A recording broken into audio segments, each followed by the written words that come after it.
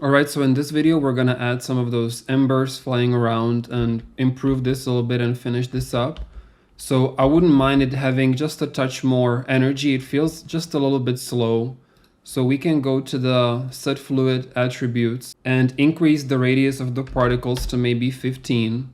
That's gonna make each particle bigger and it's gonna make it contribute more fire into the simulation, right? So already it's more fiery. Also, the particles are alive still for a bit too long. You can see the individual points of the particles behind the force field. I don't really want that. So initialize particle lifetime, just set that to maybe 0.5. I also think the wind force could be stronger. So set the wind speed to 500. Nice, so it's looking much faster than before. Let's randomize the age of the particle, so lifetime. And actually, while we do this, it's a good idea to just pause the simulation. It prevents it crashing because changing all these values while it's simulating can sometimes just crash Unreal. So pause it, move it to frame 0 when there's nothing here, and then you can just very quickly change these values. So random range float. Let's do 0.2 to 0.3 for the lifetime. Maybe give birth to even more particles. So let's do 15,000. I think we can increase the resolution of the simulation as well. So emitter summary, simulation. Let's set this to 400. Nice. Now we're finally really getting somewhere. Let's try enabling streaking because I can see some gaps in here as it's moving really fast.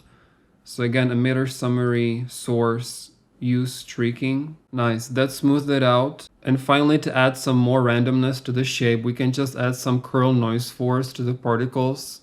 So we already have some curl noise affecting the wind force, but we can just add a curl noise force on top to break it up even more. Maybe set the noise strength to 100 and see if it makes any difference. All right, so I ended up setting that at 500. And I'm getting this kind of a result right now. So I'd say we're almost there. At this point, you can, think about colors. You can very easily just go to the emitter summary, render, and change this from a black body to a curve. And just like we've done several times in the course, you can just, go for blue or green or some kind of a more magical fantasy look. And very easily you can get like a blue force field if you would like. So I'll just change it back to black body. Now let's put it into the sequencer. So again, click here, add level sequence, redefine effects, sequences. Let's call it SQ_force field. And I'll just drag the NS force field beam in here. Again, plus sign, Niagara component, plus sign again, lifetime track, and the force field system as well. Plus sign, Niagara component, lifetime. And we want the sphere to be initiated when the beam hits it. So you can move the sphere back and then just play this and boom. So maybe move it forward a bit. Now that I'm watching it, it feels like the beam is a bit too slow compared to the sphere. So let's just slow down the wind force for the sphere. So emitter summary forces wind magnitude. I'll just do maybe 75. And for the beam, we can speed it up. So add velocity for the beam particles, maybe 650 velocity for that. All right, so this is what I have right now. It hits the sphere and the second system is initiated. Boom. One more time. I love that first wave of the fire going around her. That's super cool to me. All right, so final touch, we can add those little embers flying off of this force field. And for that, we can just use the sphere system. So just copy your force field _ sphere, Control D, and let's call it force field _ embers. We can turn off the gas emitter. We don't need that.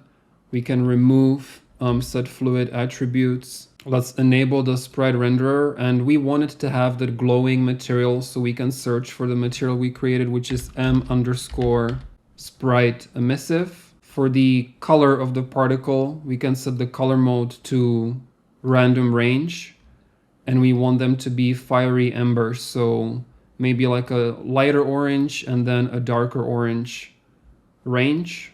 Let's slow these particles down. So wind force, we can do, let's say 200.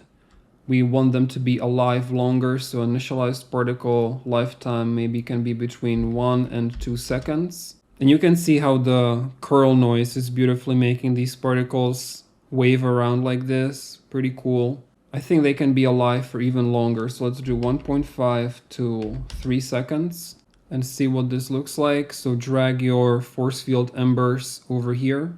Let's move it in place. All right, so this is looking beautiful. I think they could just be a bit more orange, and they can be a bit faster, and they can be alive for a bit longer. So first the color, just push them more toward red, just a bit more fiery. Lifetime can be from 2 seconds to 4 seconds. I think they could be a little bit smaller. So let's give them a random size. So random range float. Let's do from 1 to 2. And I think they could be faster, we said, right? So wind speed, actually set it back to maybe 350. There's probably too many of them. Spawn rate, let's set that to 2,500 particles. And we want them to get small before they die. So search for size, and we want to scale sprite size. So really we can have them start invisible, then they get fully visible pretty fast. So this second point can go all the way to 1. Then they stay at their full size. So add one more key in here. And then right before they die, they get small. So I'm looking at a graph that looks something like this. You can hit Control A to select all the points and then hit 1, and that will turn them into smooth points. Awesome. And if you want them to glow more, we can go back into our material emissive and just set the multiply value here to, let's say, 1,000. Save that, and that will make them just a touch brighter. And perhaps just a few of the particles could be larger than the others. So what you can do is just go to the maximum value for the size of them, and you can create another range float just for the maximum value. So I'll just click here, say random range. And so now I'm just setting the maximum range, which can be anywhere from, let's say, 2 to 5. So now a few of the particles will be a size 5, and you get a few of these sort of bigger embers flying through the small embers, which is a pretty cool look too. So we can turn on everything right now. So let's go into our sequencer and drag our embers in here. Again, Niagara component and system live track. These should be aligned with the sphere. And I can start it. And here's how it looks all together. So you can extend your timeline, maybe set this to 500 frames. And extend this out, and here you go. You know, if the embers are too strong for you, you already know how to fix all that, all the sizes, all the speeds. Just wanted to show you all the different techniques and modules and everything that you can do.